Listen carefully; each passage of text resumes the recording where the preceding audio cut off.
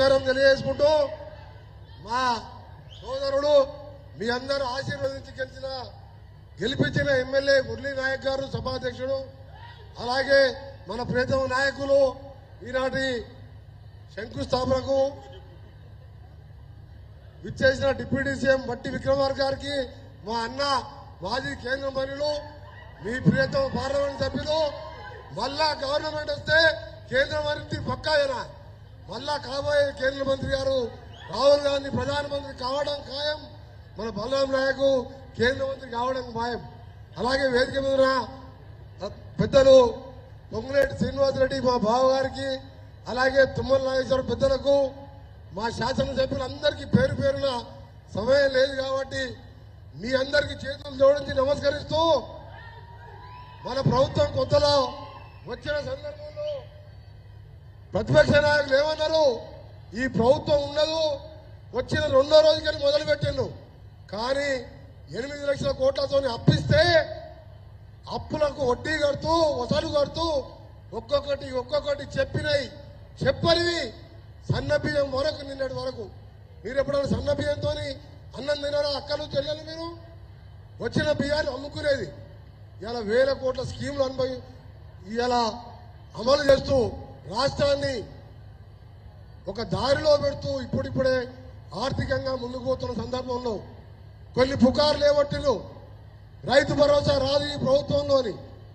మనం పెంచిన 6,000 చొప్పున 9,000 కోట్లు ఇవ్వడమే కాదు, దేశ చరిత్రలో ఎక్కడ లేని విధంగా 21,000 కోట్ల రూపాయలు 2 లక్షల లోపు మాఫీ చేసి చూపించాం. ఇవన్నీ కాదు, మన ప్రభుత్వ లక్ష్యం, మన ముఖ్యమంత్రి గారి ఆశయం, మా అందరి ఆశయం రైతులు బాగుండాలి, పిల్లలు భావితరాల పిల్లలు చదువుకోవాలి, ఉన్నతంగా ఉద్యోగాలు సంపాదించాలి. అందుకని స్కిల్ డెవలప్మెంట్ సెంటర్లు పెట్టుకుంటూ పిల్లల గురించి ఆరిస్తున్నాం. మరొక విషయము, మహిళలు మన అక్కా చెల్లెళ్ళు లక్షాధికారులు కాదు కోటీశ్వరులు కావాలని ఇలా పెట్రోల్ బంకులు ఇప్పిస్తున్నాడు. పెట్రోల్ బంకులే కాదు, ఇలా ఆర్టీసీ బస్సులే కాదు, మహిళా సంఘాలకు ఈ వారం వారోత్సవాలు పెట్టుకుంటున్నాం. ఇవన్నిటికి తోడు ఇలా మా అన్న నరేందర్ అన్న, మా ఎంపీ గారు, మా ఎమ్మెల్యే గారు ఎప్పుడు మహబూబాబాదు వెనుకబడ్డ మాత్రం పోరాటాలకు మారువేరు. అలాంటి ప్రాంతాన్ని వెనుకబడేసినంటే వెంటనే ఆర్ఎండ్బి నుంచి 200 కోట్ల రూపాయలు ఇవాళ శంకుస్థాపన చేసుకొని టెండర్లు కూడా పూర్తి చేసుకున్నాం. నేను అందుకనే ఒకటి అంటున్నాం, కేసీఆర్ గారు ఆయన సిద్దిపేట, గజ్వేల్, సిరిసిల్లకే పరిమితమయ్యాడు. పక్కకున్న పోరాటాల జిల్లా మహబూబాబాద్ లాంటి వెనుకబడ్డ జిల్లాలో ఎప్పుడు కూడా ఆలోచించలేదు. అందుకని ఇవాళ మా ముఖ్యమంత్రి గారి నాయకత్వంలో మంత్రులందరం కట్టుబడి ఉన్నాం. ఇవాళ ఆర్ఎండ్బి 5 ఏళ్లలో ఒక గుంత కూడా పుడవలే. మన ఫైనాన్స్ మినిస్టర్ గారి సహకారంతో, ముఖ్యమంత్రి గారి ఆమోదంతో 6,600 కోట్ల రూపాయలు ఇప్పటికే ఇలా టెండర్లు కూడా పిలవడం జరిగింది, పనులు కూడా మొదలైనవి.